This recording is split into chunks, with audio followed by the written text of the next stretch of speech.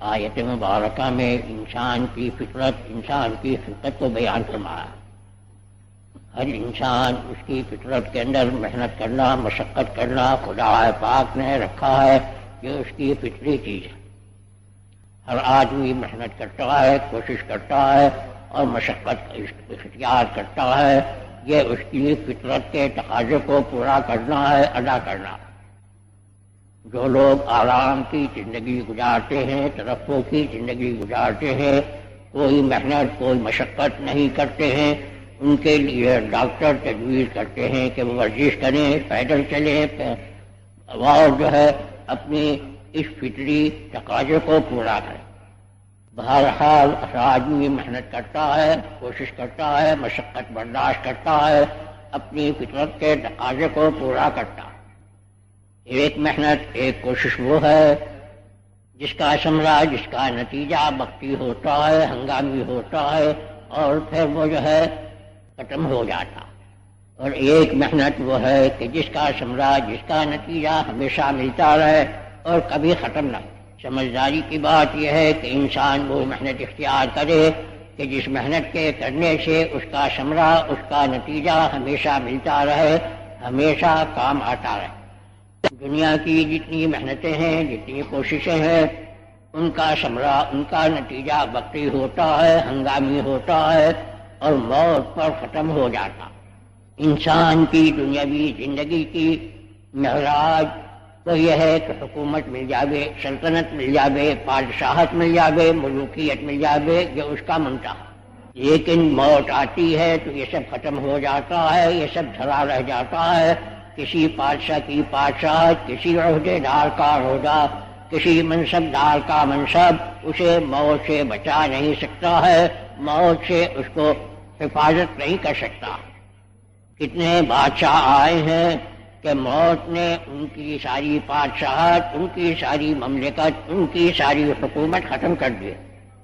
فرعون جس کو اپنی بادشاہت پر ناز تھا، جس کو اپنی جو ہے مملکت پر فخر تھا، اور جو کہتا تھا الیس لی ملک مصر وہذہ الانہار تجری من تحتی افلا تبصرون، کہ تم دیکھتے نہیں ہو کہ یہ مصر جو ہے میری مملکت ہے اور یہ نہریں میرے نیچے سے بہہ رہی ہیں، لیکن موت آئی ہے تو وہ جو ہے ساری چیزیں رہ گئی ہیں، اس کی وہ حکومت، اس کی وہ سلطنت، اس کا وہ دبدبہ، اس کی وہ ساری رعونت سب ختم ہو گئی ہے۔ یہاں تک کہ جب موت آئی ہے تو اس کے زبان کے اوپر بھی وہی کلمہ تھا جو جس کی طرف انبیاء کرام علیہم الصلوۃ والسلام دعوت دیتے ہیں، حتی اذا ادرکہ الغرق قال آمنت انہ لا الہ الا الذی آمنت بہ بنو اسرائیل۔ موت جب آئی ہے، ڈوبنے جب لگا ہے تو کہنے لگا کہ یہ جو ہے میں بھی اس کا یقین رکھتا ہوں، میں بھی اس پر ایمان لاتا ہوں کہ خدا کے سوا کوئی معبود نہیں۔ لیکن ایسے وقت کے اندر جبکہ موت سامنے ہو، جبکہ آخرت کا مشاہدہ ہو جائے، اس وقت کا ایمان جو ہے اس کا اعتبار نہیں۔ لیکن میری سمجھ میں ایک بات آتی ہے کہ اس کی ظاہری اس کلمے کی کہنے کی برکت سے خدا پاک نے اس کو دنیا کے اندر جو ہے نجات دے دی ہے کہ اس کا مجسمہ اب تک باقی رکھا ہوا ہے احرام مصر کے۔ بہرحال ایک محنت وہ ہے کہ جس محنت کا نتیجہ، جس محنت کا ثمرہ وہ وقتی ہوتا ہے، ہنگامی ہوتا ہے، زیادہ سے زیادہ موت تک ہوتا ہے، موت پر ختم ہو جاتا۔ اور ایک محنت وہ ہے کہ جس محنت کرنے کا ثمرہ ہمیشہ ملتا رہے اور اس کا نتیجہ ہمیشہ ملتا رہے، وہ کبھی ختم ہونے والا نہ ہو اور کبھی چھننے والا نہیں ہو، ہمیشہ کے لیے ہو اور وہ ہمیشہ ساتھ دیتا ہو۔ سمجھداری کی بات، عقل مندی کی بات یہ ہے کہ آدمی وہ محنت کرے جس کا نتیجہ ہمیشہ ملتا رہے، جس کا ثمرہ ہمیشہ حاصل ہوتا رہے، جو کبھی ختم ہونے والا نہ ہو اور کبھی چھننے والا نہ ہو۔ اور وہ کیا ہے؟ وہ ایمان کی محنت ہے، وہ دین کی محنت ہے، وہ جو ہے ایسی محنت ہے کہ اس کا نتیجہ جب ملے گا تو کبھی ختم نہیں ہوگا، ہمیشہ ہمیشہ کی زندگی میں اس کے کام آئے گا، اس کا ساتھ دے گا اور اس کے لیے ترقی کا ذریعہ اور اس کے علاوہ اللہ جل شانہ امن بارہ کی رضامندی اور خوشنودی کا ذریعہ ہو۔ اور اتنا ہی نہیں، اس محنت کرنے کے اندر جو چیز بھی خرچ ہوگی اللہ جل شانہ من والہ اس کا بھی اجر دیں گے، اس کا بھی ثواب دیں گے۔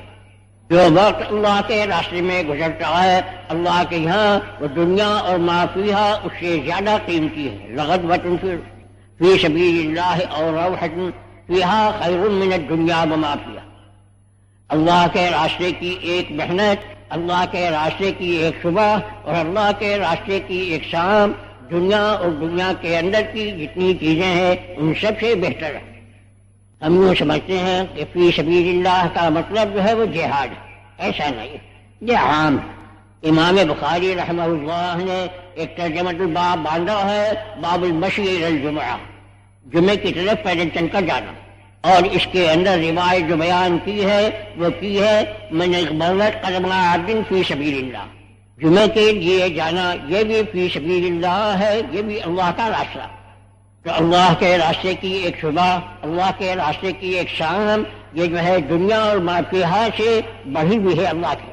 اور ایسے ہی وہ پیسہ جو اللہ کے راستے میں خرچ کیا جاتا ہے وہ ہزاروں گنا بن کر خدا کے یہاں ملتا ہے، اور وہ سواری جو اللہ کے راستے میں استعمال کی جاتی ہے اس کا بھی ثواب ملتا ہے، اور اللہ کے راستے میں نکل کر جو نمازیں پڑھی جاتی ہیں، جو اللہ کا ذکر کیا جاتا ہے، اس کی قیمت بھی گھر پر پڑھنے کے مقابلے میں اللہ کے راستے میں اس کی قیمت کروڑوں گنا بن جاتی ہے۔ اس لیے میرے عزیزوں اور دوستوں اور بزرگوں، ہمیں دین کی محنت کو اپنانا ہے اور اس راستے میں نکل کر اللہ کے ذکر کی، نمازوں کی، اعمال کی پابندی کرنی ہے کہ اس راستے میں نکل کر اعمال کی قیمت بڑھ جاتی ہے اور اللہ جل شانہ اس کا بہت بدلہ دیتے ہیں۔